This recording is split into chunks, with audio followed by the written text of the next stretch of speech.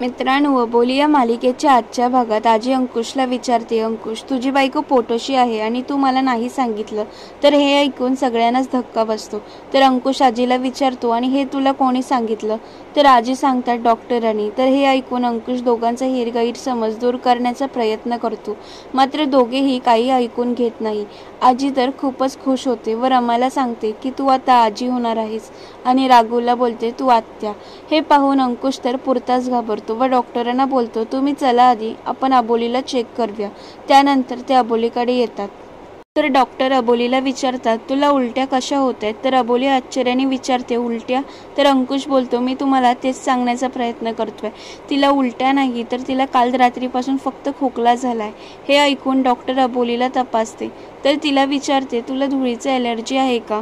तर अबोली सांगते, हो थोडीशी. तितक्यात त्यांचं लक्ष अबोलीच्या चुलीकडे जातं. तर ते विचारतात, ही चूल इथे कशाला? तर अबोली सांगते, मी स्वयंपाक करते त्याच्यावरती. तर डॉक्टर म्हणतात, म्हणूनच तुला खोकला झालाय, व तिला औषधं लिहून देतात. त्यानंतर ते तिथून निघून जातात. त्यानंतर अंकुश अबोलीकडे येतो व तिच्या हातातील तो प्रिस्क्रिप्शनचा कागद घेतो व तिला बोलतो, मला कळालंय तुझ्या खोकल्यावरचा काय इलाज आहे ते. तर अबोली पुन्हा जेवण करण्यासाठी चूल पेटवत असते. तितक्यात अंकुश तिथे येतो व चुलीत पाणी टाकून ती आग विझवून टाकतो. तर अबोली उठते आणि विचारते, सर तुम्ही हे काय करतायत? तर अंकुश तिच्याकडे इंडक्शन प्लेट देतो आणि तिला सांगतो, आजपासून तू याच्यावर जेवण बनव, म्हणजे धुरामुळे तुला आणि चाळीतल्या लोकांना देखील त्रास होणार नाही. व अंकुश अबोलीला ती इंडक्शन प्लेट कशी वापरायची ते दाखवतो. तर अबोली अंकुशला थँक्यू बोलते. तर अंकुश तिला सांगतो, अबोली मी आज प्रतापरावांना लीगल नोटीस पाठवली, तर त्यांच्यावर आता लवकरच कारवाई होईल. तर अबोली म्हणते, आज ना उद्या होणारच होतं ते सर, शेवटी वाईट कर्माची फळं वाईटच मिळतात. तर अंकुश अबोलीला विचारतो, अबोली तुला वाईट वाटतंय का? कारण वडील आहेत ते तुझे.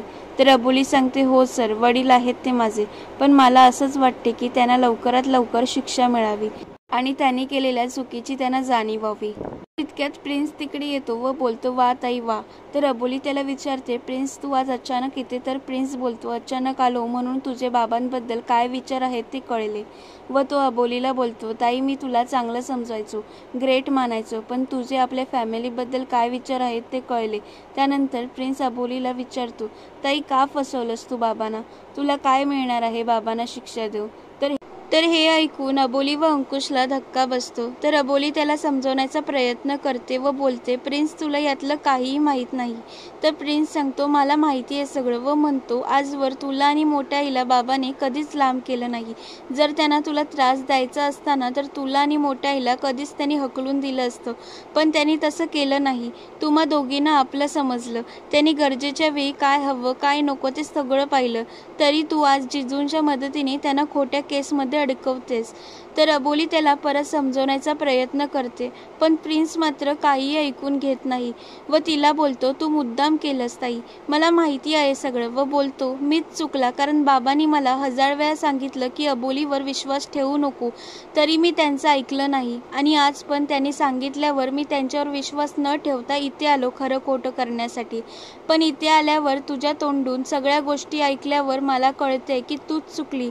व तिला म्हणतो, मला तुला बहीण म्हणायची लाज वाटते.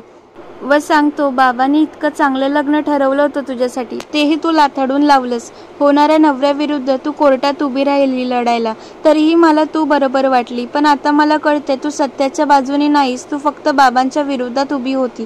त्यांचं नाव बदनाम करण्यासाठी त्यांनी नको म्हटलेली प्रत्येक गोष्ट करत आलीस तू अबोली.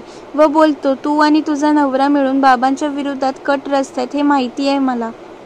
त्यानंतर तो अंकुशकडे येतो व अंकुशला बोलतो, जिजू पोलिसात आहेत म्हणून तुम्ही वाटेल ते करतील का? तुमच्या खाकीचा गैरवापर करतील का? याचा अर्थ तुम्ही फ्रॉड आहात. तर अंकुश त्याला बोलतो, प्रिन्स माझ्या खाकीबद्दल एक शब्दही चुकीचा बोलू नकोस. तर अबोली प्रिन्सला म्हणते, प्रिन्स तू गप्प बस, तुला सत्य नाही माहिती आहे. तर प्रिन्स बोलतात, तुझं सत्य उघडं पडलंय अबोली. व सांगतो, तुम्ही वाटेल ते कराल आणि माझे बाबा एकटे पडतील असं वाटलं का तुम्हाला? मी आहे माझ्या बाबांच्या बाजूनी. आणि अंकुशला बोलतो, अंकुश शिंदे तुम्ही ना खाकीच्या जोरावर माच करू नका आणि उगाच भल्या माणसाला त्रास देऊ नका. किती पैसे हवेत तुम्हाला ते सांगा. हे ऐकून मात्र अंकुश खूप संतापतो आणि प्रिन्सवर हात उचलतो, पण मध्येच अबोली जाऊन अंकुशचा हात पकडते व त्याला थांबवते व बोलते, सर माझा भाऊ आहे तो. तर अंकुश बोलतो, भाऊ आहे म्हणून वाटेल ते बोलेल का? याच्या बोलण्यात ना प्रतापरावांची भाषा आणि त्यांचा माज दिसतोय.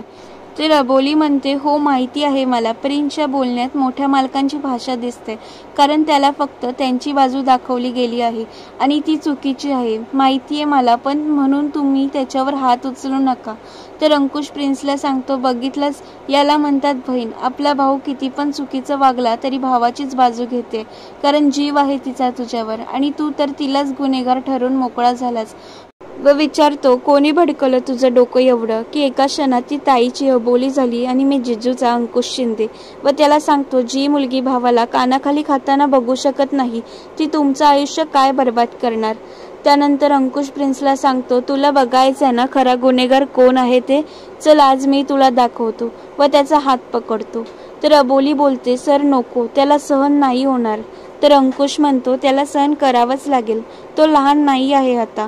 व प्रिन्सला घरात घेऊन जातो आणि राघूला लॅपटॉप आणायला सांगतो.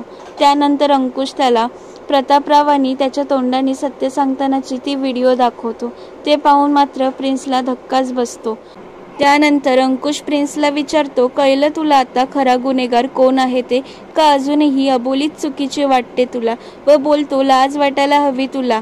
प्रिन्स, तुझ्या ताईवर तू खोटे नाटे आरोप केलेस, जी तुझ्यावर इतकं जीवापाड प्रेम करते. व बोलून जातो की तुझी ताई इतकी चांगली आहे, किती खरी आहे, निरागस मनाची आहे, हे तुमच्यापैकी कोणाच्याच लक्षात कसं नाही आलं? तर प्रिन्स बोलतो, जिजू मला माझी चूक कळली आहे, पण एक प्रश्न विचारू का? तर अंकुश हो बोलतो. तर प्रिन्स अंकुशला विचारतो, माझी ताई इतकी चांगली आहे तर ती घराबाहेर का? तर अंकुश काहीच बोलत नाही. तर आजी मनात विचार करते, पोराने किती चांगला प्रश्न विचारलाय. तर पुढील भागात प्रिन्स विचारतो, सांगा ना जिजू, अबोली अंकुश शिंदे अजून उंबऱ्याच्या बाहेर का? तिला घरात प्रवेश का नाही? त्यानंतर प्रिन्स प्रतापरावांना सांगतो, ज्या लोकांचा जीव बिल्डिंग पडल्यामुळे गेला होता ते जीव घेणारे ताई नाही तर तुम्ही आहात आणि या सगळ्याची शिक्षा तुम्हाला भोगावीच लागेल. तर दुसरीकडे अंकुश राघूला सांगतो, नीता व शरद हे दोघेजण या घरातून गेले तर आपल्या घरातील सगळे तमाशे बंद होतील. तर मालिकांचे असेच अपडेट जाणून घेण्यासाठी चॅनलला सबस्क्राईब करा. धन्यवाद.